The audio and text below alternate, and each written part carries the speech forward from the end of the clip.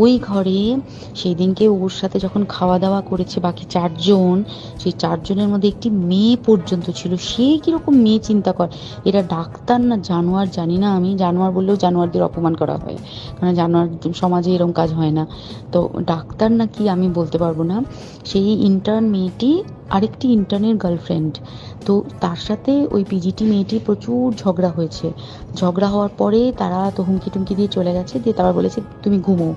এবার ও তো আর জানে না, ভালো মনে শুতে এসেছে। তারপরে তারা গিয়ে মদ টদ খেয়েছে, 7-8 জন মিলে চড়াও হয়েছে। এবং তোরা জানিস যে প্রথমে তার হাত দুটোকে দুপাশে দুজন ধরে রেখেছে, এবং সেই কাজে সেই মেয়েটিও সাহায্য করেছে, ইন্টার্ন মেয়েটি।